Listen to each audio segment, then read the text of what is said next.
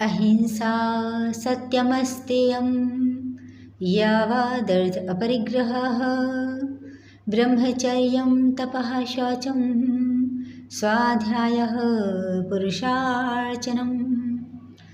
यह श्लोक भगवान कपिल जी ने भागवत जी में अष्टांग योग के विषय में कहा है कि अष्टांग योग क्या है। अष्टांग योग का वर्णन कई ग्रंथों में आया है।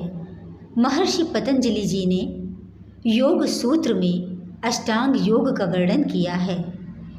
इसके बहुत पूर्व भगवान कपिल जी ने अष्टांग योग का वर्णन किया था।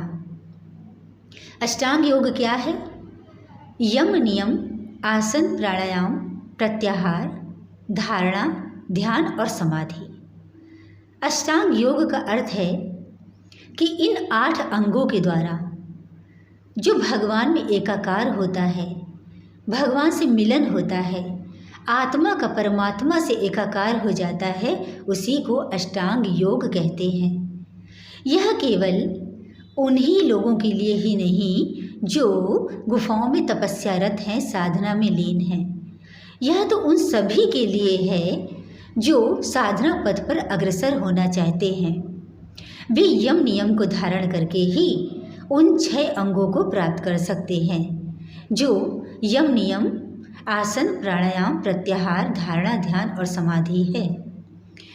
तो ये जैसे संसार में रहने के लिए कुछ नियमों की आवश्यकता होती है, वैसे ही अध्यात्म पथ पर, साधना पथ पर आगे बढ़ने के लिए, उस पर चलने के लिए अष्टांग योग की आवश्यकता होती है।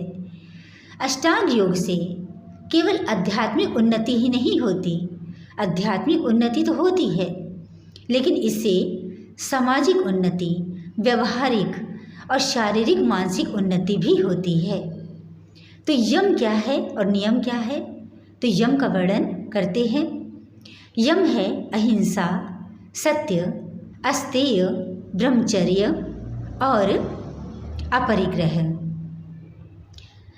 तो अहिंसा है कि तन मन वचन से किसी को भी कष्ट ना देना, किसी की हिंसा ना करना, किसी की हत्या ना करना। यहाँ तक कहा गया है कि कोई व्यक्ति अगर किसी को मानसिक कष्ट भी देता है तो भी मानसिक हिंसा कहलाती है, मानसिक हत्या कहलाती है। तो यहाँ मनुष्य हो, पशु पक्षी हो या वृक्ष आदि भी हों, तो किसी को भी तन मन वचन से कष्ट ना देना, पीड़ा ना देना, ये अहिंसा कहलाता है। अहिंसा के बाद आता है कि सत्य, सत्य को अपने जीवन में धारण करना, जो यथार्थ में है उसी का वर्णन करना, यानी बना कर ना बोलना, झूठ ना बोलना, इसको सत्य कहते हैं। लेकिन समय आने पर, किसी के प्राण बचाने पर अगर मिथ्या भाषण होता है तो वो भी करना आवश्यक है, क्योंकि अगर किसी के प्राण हमारे मिथ्या भाषण से बच सकते हैं तो वहाँ मिथ्या भाषण करना भी शोभनीय हो जाता है। इस प्रकार सत्य को भी समझदारी के साथ बोलना सत्य कहलाता है।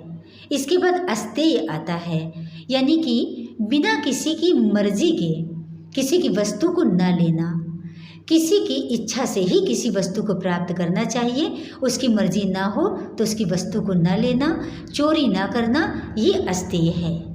ब्रह्मचर्य माने कि मन बुद्धि चित्त को पवित्र रखना, उसमें बुरे विचारों का न आना, हमारी जो इंद्रियां हमारे वश में रहें, इस प्रकार हमारी शक्ति का ह्रास ना हो, अपनी शक्तियों को बचा कर रखना ब्रह्मचर्य कहलाता है। उसके बाद 5वां जो है वो बहुत ही महत्वपूर्ण है। 5वां आता है अपरिग्रह, यानी कि अपने जीवन में हम जितना भी संचय करते हैं वो हमारे कभी काम नहीं आता। हमारे जीवन में इतना ही संचय होना चाहिए जितना हमारे लिए आवश्यक हो। जैसे 1 गिलास जल की आवश्यकता है प्यास बुझाने के लिए, और हमारे सारे दिन में जितनी जल की आवश्यकता पड़ती है उतना ही जल संचय करना। उससे अधिक हम अगर घर में ड्रम के ड्रम जल लगा दें तो क्या होगा?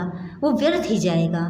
रोज़ व्यक्ति जितना जल की आवश्यकता होती उतना ही संचय करना चाहिए, उसी प्रकार हमारे जीवन में जितनी वस्तुओं की आवश्यकता है और जितना धन की आवश्यकता है, बस हमारे जीवन में जितनी आवश्यकता है उतना ही संचय करना, ये 5 यम हैं जो हमें अपने जीवन में धारण करने चाहिए। अब नियम क्या है? शौच, संतोष, तप, स्वाध्याय, ईश्वर प्रणिधान। सबसे पहले शौच आता है, यानी पवित्रता। पवित्रता तन की भी होनी चाहिए और मन की भी होनी चाहिए।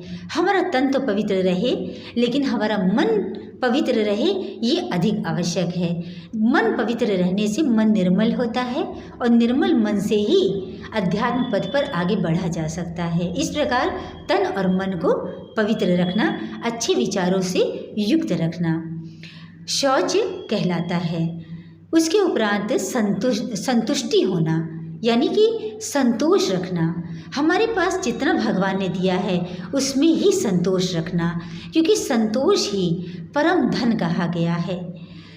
जो हमें आवश्यकता है, जो हमारी इच्छाएं हैं, उनको प्राप्त करना बुरा नहीं है, लेकिन उनको प्राप्त करने के लिए हमें प्रयत्न करना चाहिए। प्रयत्न करने के उपरांत भी अगर वे हमें प्राप्त नहीं होती हैं तो हमें अपने जीवन में संतोष को धारण करना चाहिए, क्योंकि जो हमारे पास है और उसमें अगर हम संतोष रखते हैं तो हम प्रसन्न रहते हैं, आनंदित रहते हैं। लेकिन अगर हमारे पास बहुत कुछ होते हुए भी हमारे पास संतोष रूपी धन नहीं है तो सब कुछ व्यर्थ है, क्योंकि हमारा जीवन उसमें दुखमय ही रहता है और जीवन का अधिकांश समय दुख में व्यतीत हो जाता है। इस प्रकार संतोष को ही हमारे जीवन में धारण करके रखना चाहिए। इसी में हमारे जीवन में सुख की प्राप्ति हो सकती है। उसके उपरांत आता है तप। तप का अर्थ है कि अपने वर्ण के अनुसार, आश्रम के अनुसार जो भी हमारे नियम है उनको धारण करना और उन्हीं के अनुसार चलना तप कहलाता है। तप का अर्थ है जो हम भगवान के लिए, भगवान की प्राप्ति के लिए या पूजा पाठ करने के लिए जो नियम धारण करते, जैसे सुबह ब्रह्म मुहूर्त में उठना।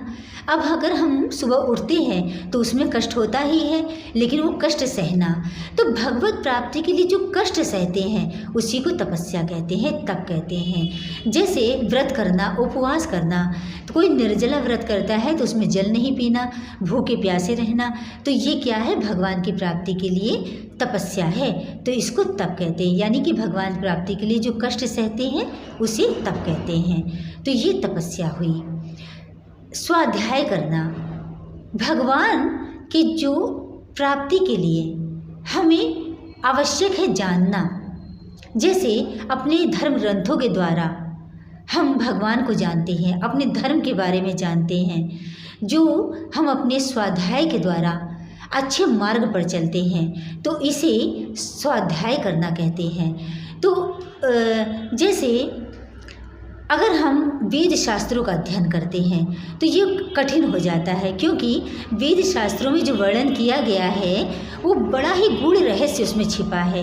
वो सभी उसका अध्ययन नहीं कर सकते, लेकिन जो अध्ययन किया जा सकता है, जैसे श्रीमद् भगवद गीता, रामचरितमानस और रामायण का यह अध्ययन किया जा सकता है। उसमें सबसे सरल है श्री भगवद गीता का अध्ययन, जिससे बहुत कुछ प्राप्त किया जा सकता है। अगर हम श्रीमद् भगवद गीता के 5 श्लोकों का ही अध्ययन करते हैं अर्थ सहित, तो वे ही हमारा जीवन को संवार देते हैं। तो इस प्रकार स्वाध्याय करना, यानी कि अपने धर्म ग्रंथों का अध्ययन करना। अगर अध्ययन नहीं भी कर पा रहे हैं तो कम से कम उन शास्त्रों के बारे में श्रवण करना, ये भी अध्ययन ही हो जाता है। तो इस प्रकार स्वाध्याय जरूर करना चाहिए। ईश्वर प्रणिधान, यानी ईश्वर की भक्ति करना, ईश्वर के भगवान के चरणों में समर्पित हो जाना, ईश्वर की शरणागति लेना, ये ईश्वर प्रणिधान है। तो इस प्रकार से ये 10 अंगों को धारण करना, 5 यम और 5 नियम, जो साधना पथ पर अग्रसर होना चाहते हैं उन्हें अष्टांग योग की अति आवश्यकता पड़ती है, लेकिन उसके पूर्व यम नियम को धारण करना अति आवश्यक है।